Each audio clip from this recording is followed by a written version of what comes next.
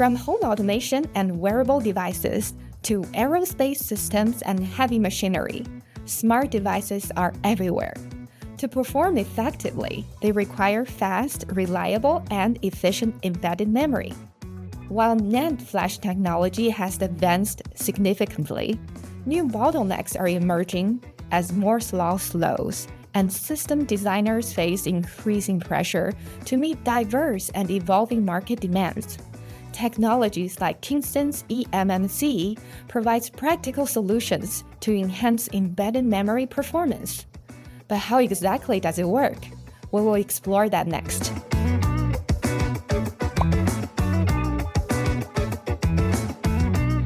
Hi everyone, I'm all about circuit host Miao Yuan.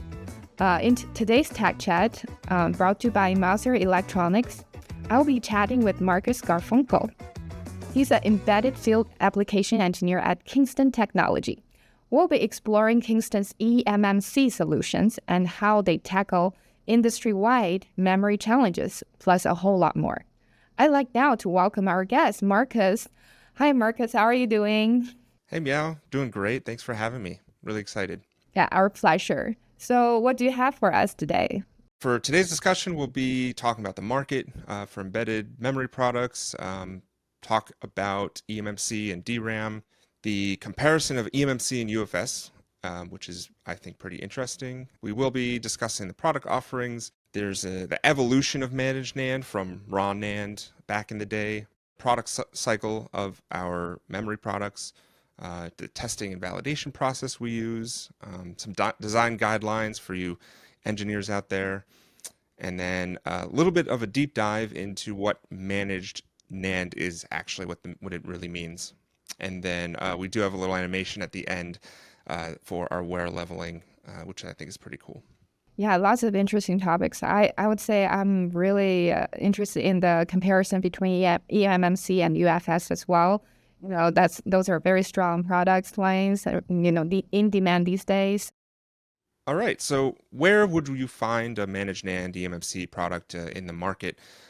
This slide shows a few of the examples, but essentially you can find them in every single industry.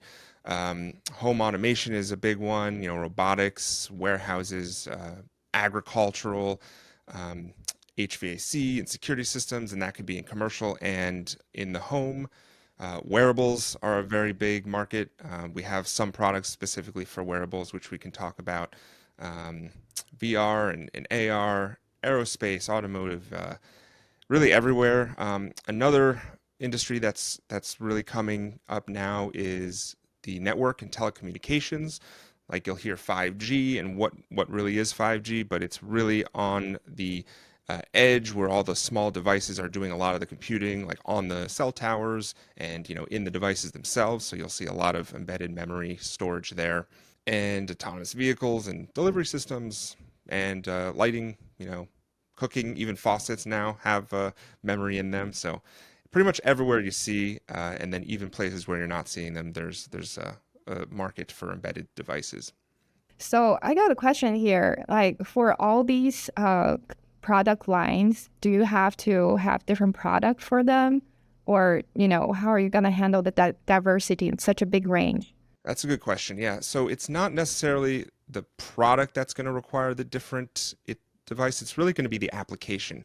So most applications embedded really don't need that much storage, about 4 gigabytes, maybe 8 gigabytes. But if you have a device that's recording video or it's logging a tremendous amount of data, then it will need a higher capacity. And we have offerings for all different capacities, different configuration of those capacities. So we can get into that, and it is really dependent on the application.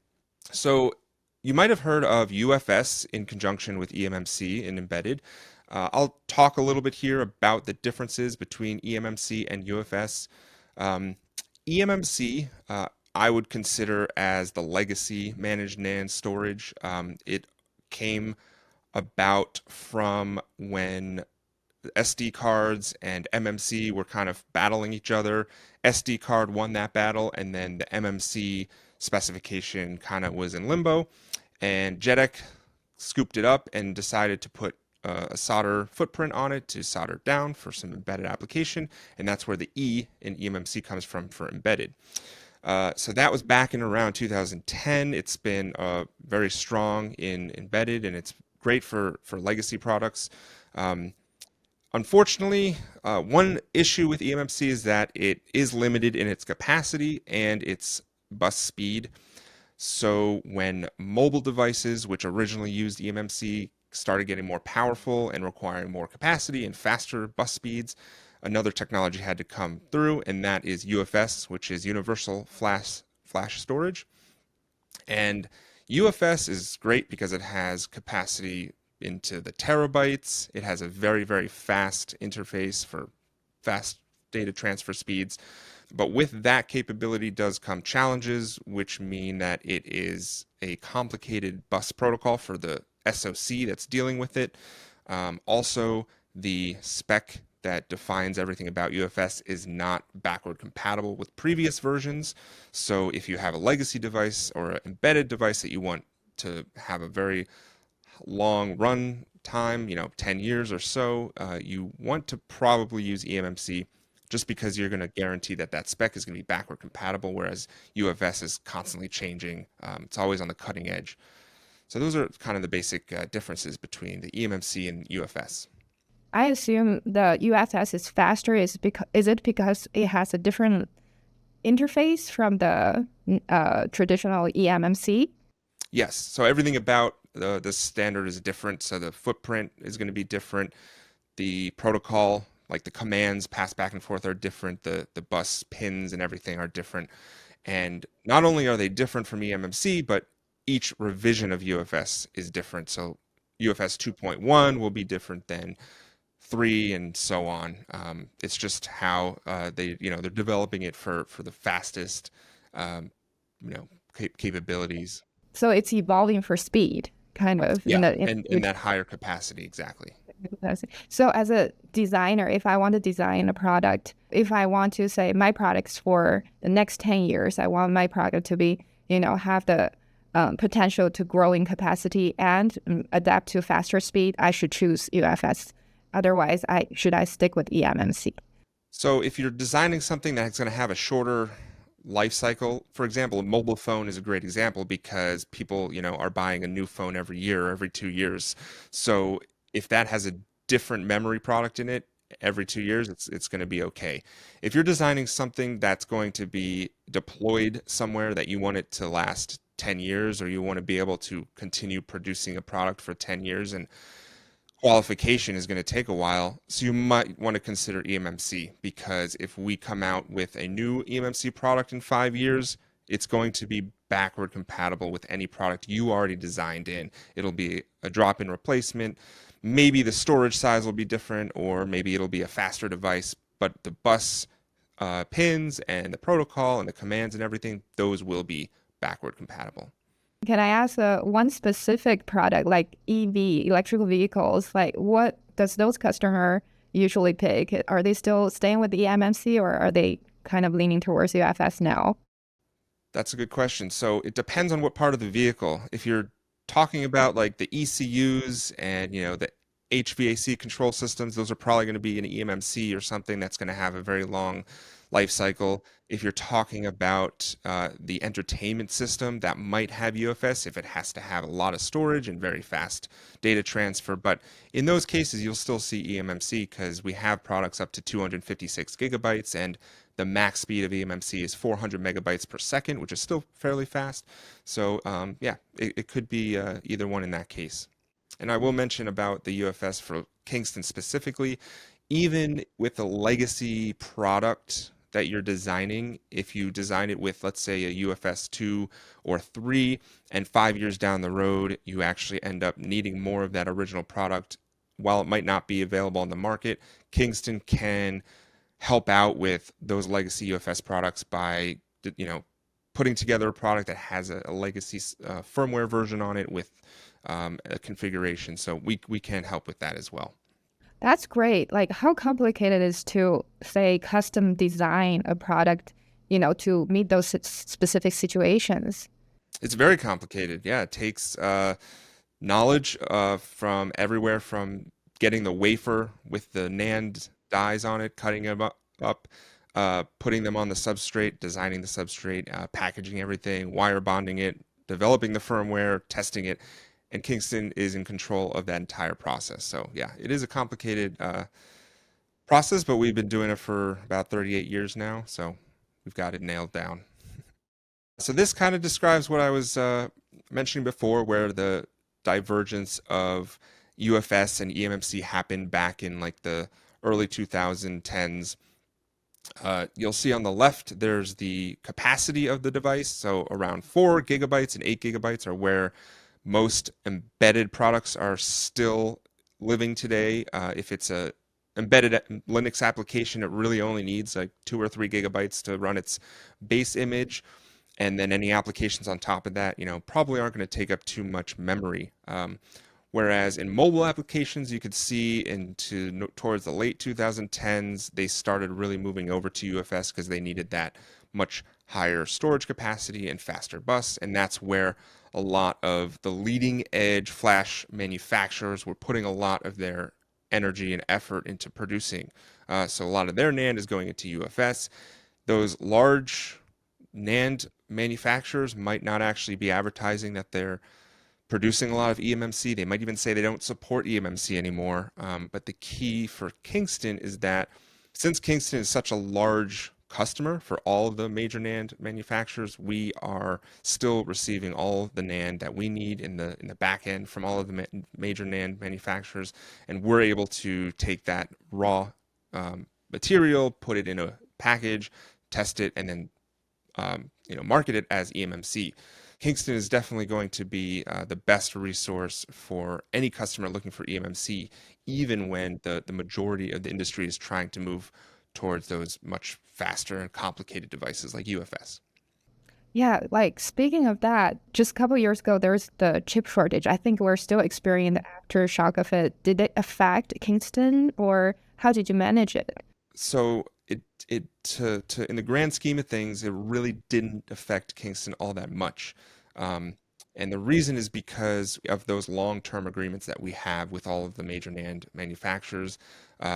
During a time of very high demand, we are going to be prioritized in receiving product.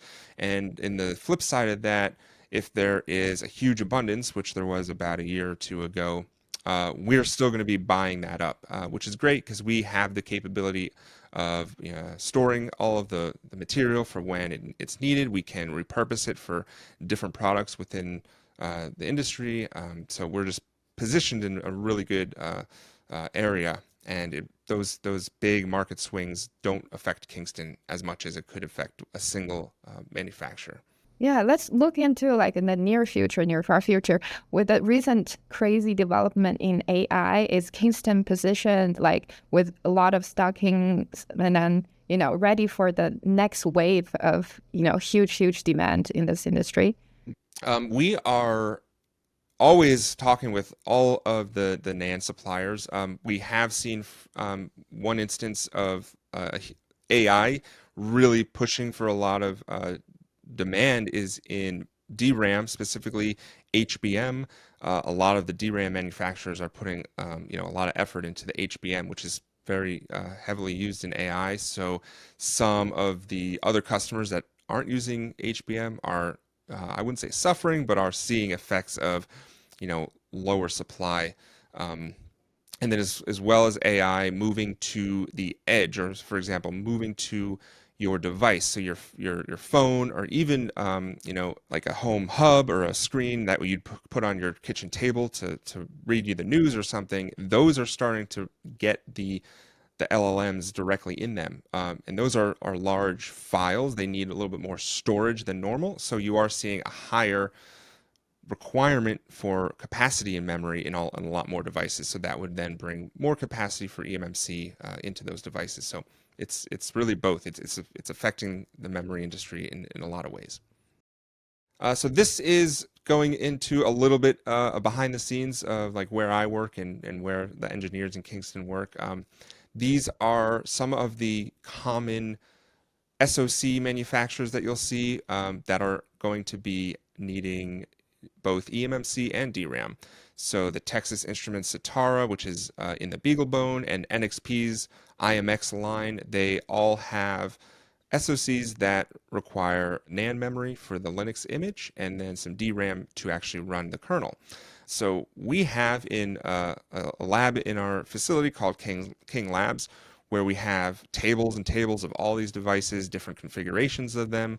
We have sockets on where the DRAM would go and where the eMMC goes, so we can remove an eMMC to run a test on it. Let's say a customer is having an issue with a protocol or an application. We can bring their application in, set it up in our lab, run tests, and when we are idling our lab, it's always running a suite of performance testing, power monitoring, and just different things. So we really take pride in qualifying our products before we release them, as well as benchmarking them and just knowing them really deeply for when our customers are coming in and asking questions about how our products can help them with their application.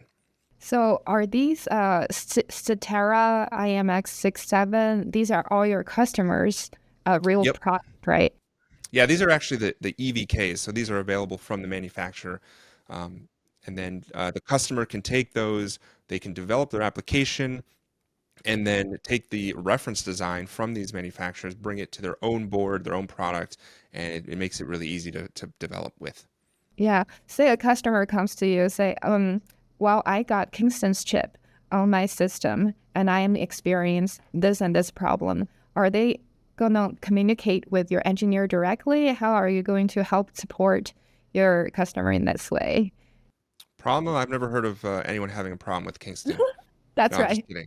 You Of would? course, yeah. So one of the things we really pride ourselves in is we are the engineers that are working with the products, with the um, right in the lab, and we also are direct communication with our customers. So we have our sales team that's available to communicate with the customer via the sales rep or even the distributor, and that all comes right back to us in the engineers.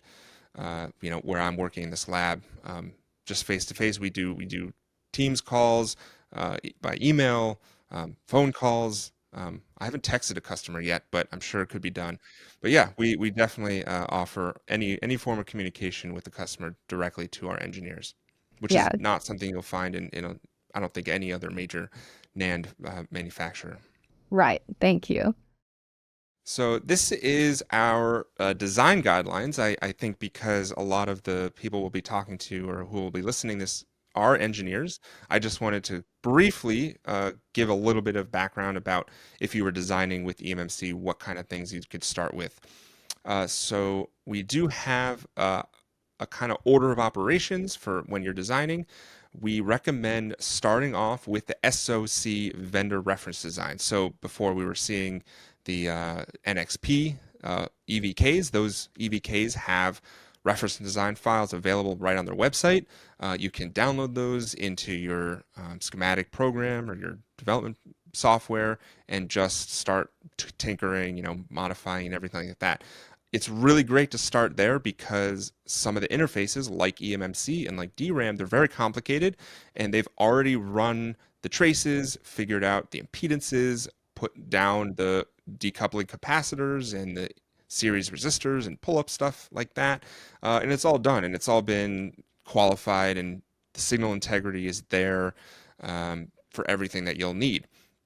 So, and it's really great that the manufacturers provide that readily available.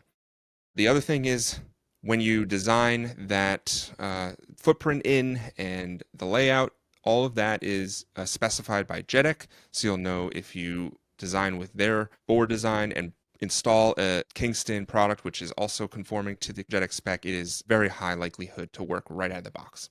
So if, in case you're not working with a vendor that has a reference design available, you can also refer to their vendor layout guidelines, which they specify some specific behavior and strengths and weaknesses with the SoC specifically, and then it would be addressed in their design guidelines. So that's also a good reference. And then finally, if you're starting from scratch, Kingston does provide their own guidelines, which goes into how the best way to specify capacitors for some of the voltage rails, and then some of the resistors for pull-ups and things like that. So going through that is great. And then if you do have questions, certainly, you guys can reach out to Kingston for some guidance, signal integrity questions, protocol analysis, things like that. So a lot of resources available.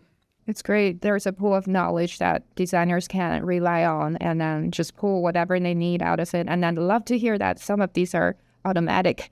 It's going to save the time in the designing phase. Thank you. Absolutely. Okay, so here are some of the features and benefits working with Kingston with eMMC and DRAM. Service is a huge part of Kingston. So we do offer many different products, some of which are customizable, including the firmware, and also the BOM, the bill of materials that goes into each product. Not only the hardware components, but also the software, the firmware, and the configuration is all controlled. So a full part number is going to qualify the hardware and the configuration and the firmware. So when you go and order a specific part number, you know exactly what you're getting. We do support our customers with their design and their engineering, and also with failure analysis support. If they are having issues, we can give them support directly. We can even bring their product into our lab, run tests, protocol analysis, signal integrity, things like that, that can help support them. We do have a very wide product selection, and we also have a lot of legacy products that we continue to support the industry with. We have both high and low volume customers. There's really no customer that's too low. We love talking to customers that come in through Mouser, with one or two parts that have questions. We'll certainly help them out. We, like I mentioned, have a very, very strong buying power with all of the NAND suppliers. We also allow the scale of our company and the industry to, we're very flexible. So that's great for price competitiveness. We do invest in key suppliers in the industry and partner with them and make really good relationships with everyone. So it makes us very powerful. Quality is very important. We have our manufacturing in Taiwan, where the engineers and all of the processes for assembling, designing are in, and we in California, in the US, have our other engineering team where we're qualifying, helping to qualify and test, and just helps have a very wide global reach for support and just maintain quality everywhere. Like I mentioned, we've been in business for, I think, 38 years now.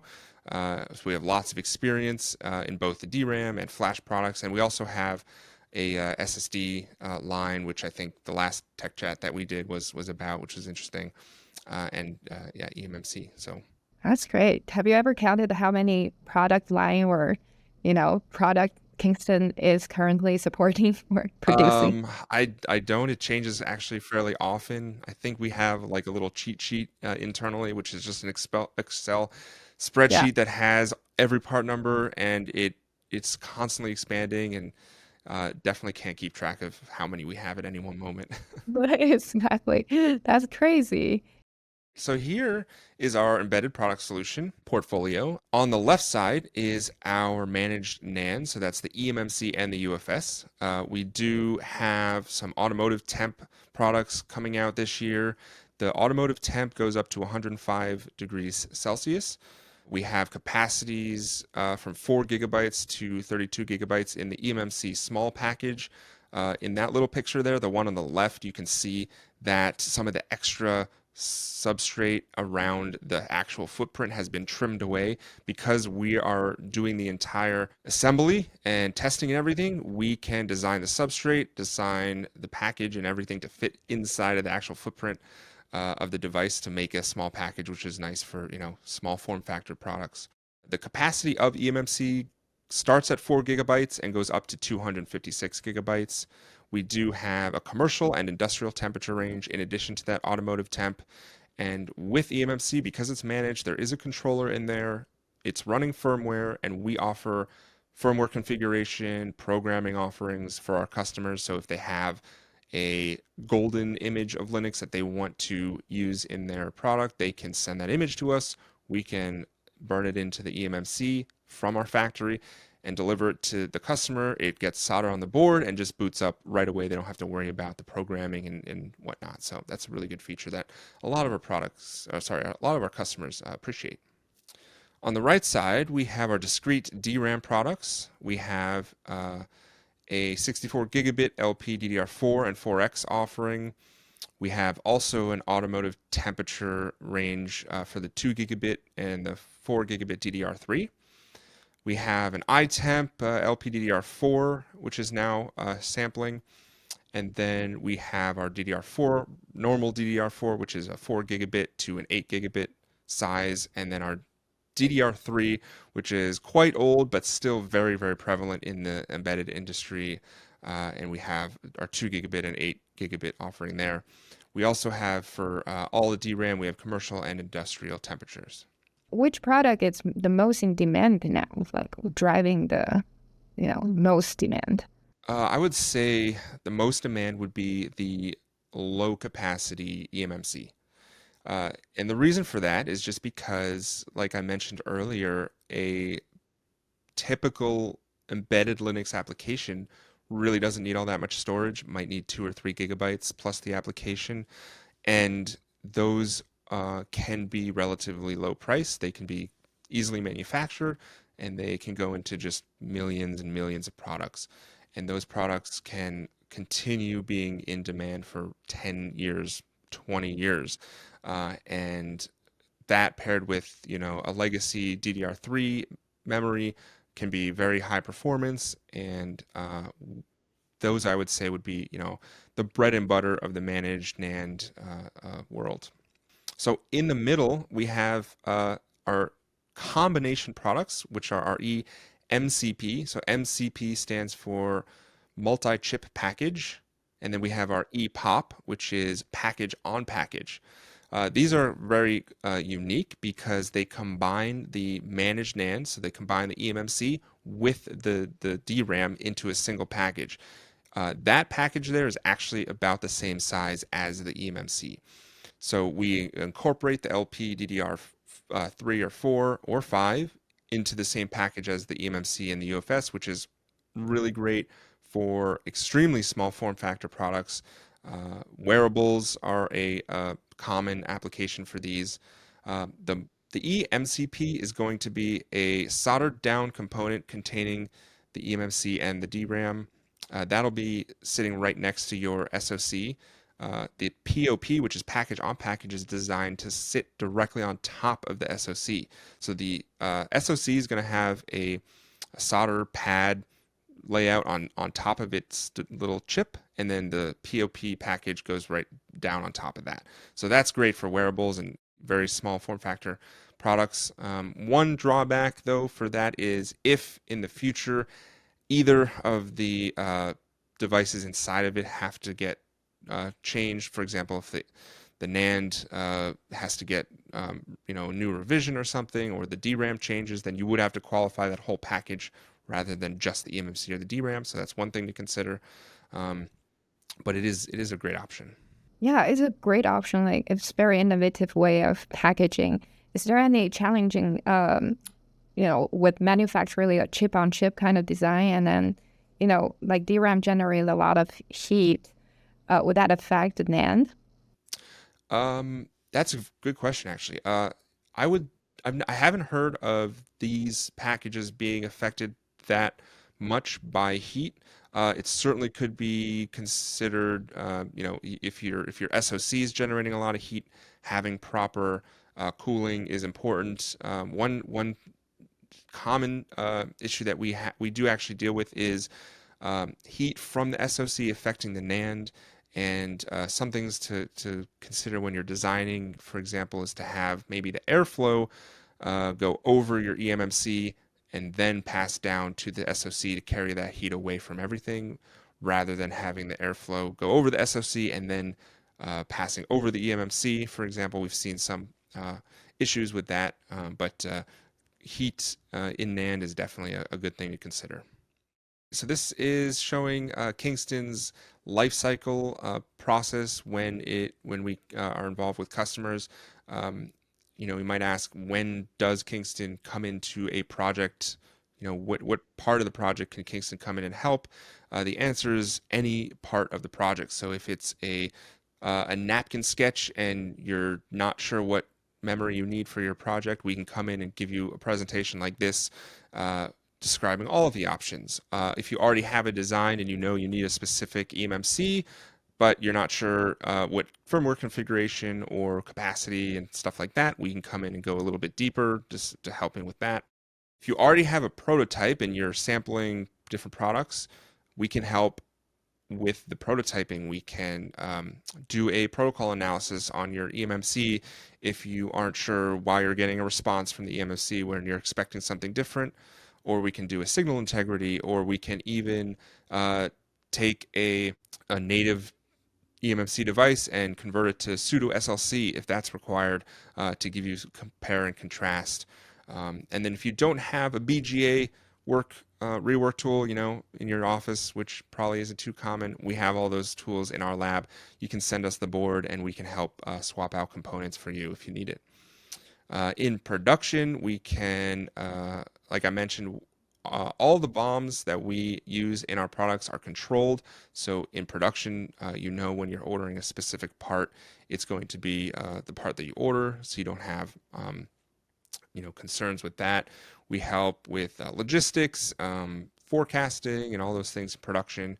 And then once production is up and running, we also provide support after that for PCN notifications, end of life and last time buy, crossing over to new parts that are available, helping again with the qualification and kind of just restarting the whole cycle. So we can come in at any point of a project. Great. Yeah, I wonder if a customer comes to you with, like you said, a napkin sketch of an idea, and then they want to prototype something, like what's the timeline look like? How long should they expect the kind of typical cycle look like? Yeah, it can vary.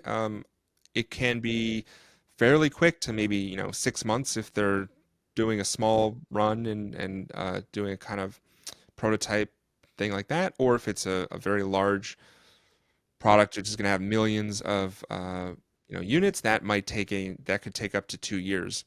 So it is a challenge thinking about what product to design in with the qualification period and what's going to be available in the next 2 years. So having flexibility and being able to maybe qualify with the part now, but then in the future being able to qualify the next part smoothly, which is very important. And it's good for eMMC because, like I said, all of our future products are going to be backward compatible, and we are very involved with the qualification process to make it as smooth as possible. So yeah, it could vary a lot. This is actually the first slide in I think it's like a 50+ slide, very deep dive technical presentation, which I love giving. I could spend like 3 hours talking about this. But this slide is just a very brief description of what is actually eMMC, what is managed NAND. So on the left is a depiction of what your host processor used to do with raw NAND. Because NAND has a limited life to it, the more you use the NAND, it actually physically does wear down, and eventually it can wear down so much that the information you store in it is no longer reliably read back. So let's say you have a very simple application, you're just storing a single value into your NAND. If you continue to store that value at, let's say, the first address of your NAND, and you rewrote that every time, eventually that one area is going to wear out. The problem with that is you have many more cells of data in your NAND that's available, but you're not using it. So there are algorithms that are run inside of the SoC that is taking the data that you're storing and putting it in different places along the physical NAND. It's doing that all in algorithms. It has to maintain where the data is. It has to also read back the data, and if there's any errors in it, it has to correct that error. It has to write the ECC data to the NAND. So it's a lot of things it has to keep track of. Back in the day when raw NAND was used a lot in small quantities, maybe you know, 512 kilobytes or a megabyte or something. You know, the processor was able to handle that no problem. But when Linux kernels came around and you're wanting to store many gigabytes, that is going to take a lot of resources from the host processor. So what eMMC does is it takes a small controller, so a little microcontroller, and it puts it in the same package as the raw NAND, and it handles all of that error correction, all of that wear leveling, garbage collection, all the processes that are involved in managing the NAND, and it puts it, offloads it from the SoC. Instead of the SoC having to do that, instead it has a bus which is very simple. It's very fast, and the commands are fairly straightforward, and it can communicate with the NAND itself. The other benefit is now the eMMC controller can interface with many different NAND vendors, with maybe they have different low-level commands that it will deal with, but the host, it doesn't need to worry about any of that. It's just going to read back from the eMMC, you know, what's the capacity, what is the optimum read and write size I can use, and a lot of other parameters that are stored in what we call the extended CSD. It gives a lot of information about the product. So that is how managed NAND has really allowed the SoC to offload a lot of its tasks that it had to deal with in the past and just go on about its day. A lot less stress involved. Yeah, it's probably gonna work so much better in a way like you understand your NAND very well, so you can do this algorithm very efficiently. And then instead of a customer has to learn this and then, design around it, it's very efficient. So I got a question about, the qualification process for, for the eMMC. Does it take longer to qualify a product with the upper management kind of unit, or like how do you do that? So I would say it actually takes a lot less time to Oh, qualify an eMMC versus yeah. a raw NAND.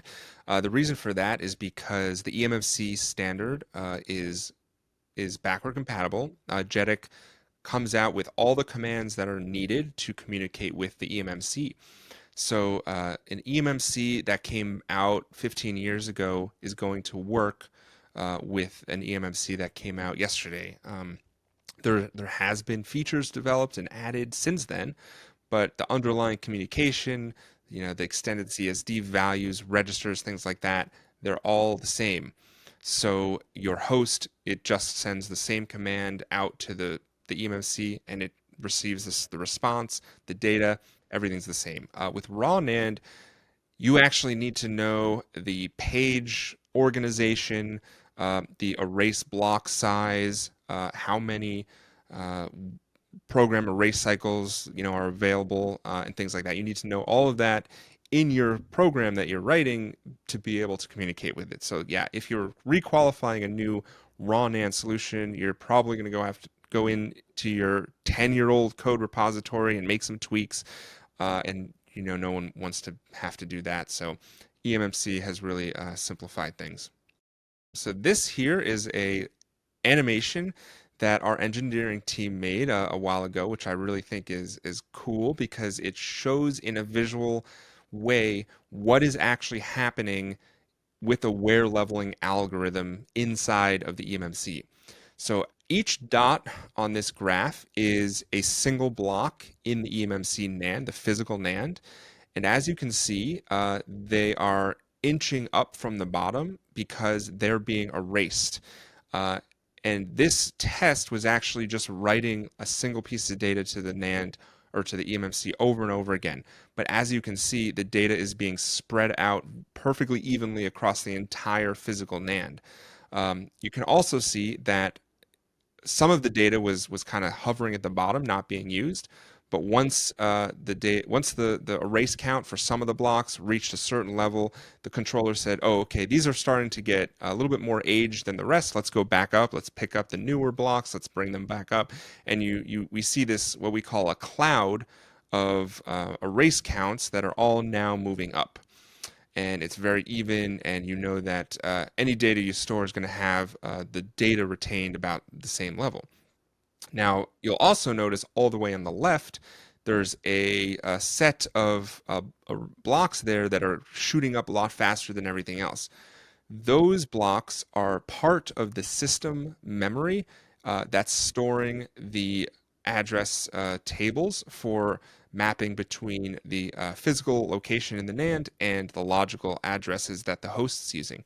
Um, and you'll see it's going up a lot faster because it's actually part of the pseudo SLC NAND, which has a much higher erase count. The pseudo SLC area has an erase count of around 30,000 erase cycles, and the native area, the regular, is around 3,000. So you can kind of see there visually the difference. So I think it's really cool. We also have this video available on our embedded Kingston website with a little bit more information that you can go and check out. Yeah, this algorithm definitely will prolong the lifetime of the NAND, the eMMC. I'm curious, like for to test the lifespan, what kind of quality control, or do you perform other type of stress test, or to help customers achieve that reliability?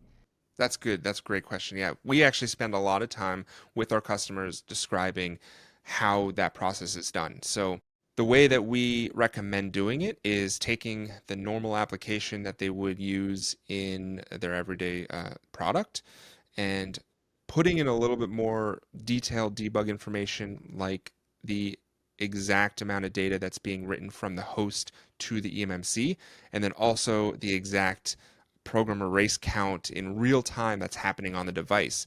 And taking those two values, you're able to calculate the WAF, which is the write application factor of your application. And then that in turn gives you your total bytes written capabilities of your application. So then you can determine, okay, if I continue this application, it will last for 5 years before we reach the end of life of the NAND. The way that NAND fails, it's not just suddenly it stops working. What happens is as it ages, the data retention slowly reduces. It starts out around over 10 years. You can store some data on in an eMMC and come back 10 or 15 years later, and it's going to still be there. At a device that's end of life, the guarantee is only for 1 year to be able to store it. So we'll find customers that overwrite the device. They might overwrite the device 3 or 4 times past the end of life expectancy, and then they start to see data coming back corrupted, or they're having errors and things like that. So using tools to monitor that those metrics in the application are really important for determining how long your flash is going to last, and also determining if maybe you have a debug line left in some code, deep down somewhere that you forgot to comment out, but you realize, oh, I'm writing a paragraph of data to a log file every second for a week, and oh my gosh, if we continue this, it's gonna kill our flash. So having the tools to determine this in the engineering lab is really, really helpful, and we can support our customers with those tools. Working with the supplier is essential. It's a big deal in any device that's going to be deployed in the field. If it's at a customer site, or if it's in somewhere where it's very difficult to reach, you do want to make sure that you're not going to overwear your eMMC and have the product stop working. Yeah, speaking of that, do you have like different tiers of eMMC? Like say for aerospace, you have this, really top tier product for them, and then for somewhere more like a dishwasher, you might just require a little cost more effective kind of parts. We don't specifically have a difference in like quality of our NAND. All of our NAND is very high quality. We do have options for that data retention figure. So if you are designing let's say it's a device that doesn't have a huge need for writing to the NAND, that could be a native eMMC configured NAND, which means the advertised capacity of the physical NAND is going to be either an MLC configuration or a TLC. So MLC stands for multi-level cell.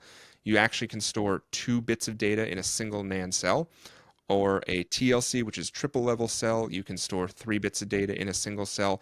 That's going to bring the cost down a lot. The size of the die is going to be a lot smaller for the amount of data you can store. The only downside to having those multiple data inside the single cell is that data retention can be compromised because the program array cycles is a little lower at around 3,000. Whereas you can actually use those cells in a what's called a pseudo single level cell, where you're only storing 1 bit of data in that cell. So that the advantage to doing that is you increase your program erase count by 10 times, so up to 30,000.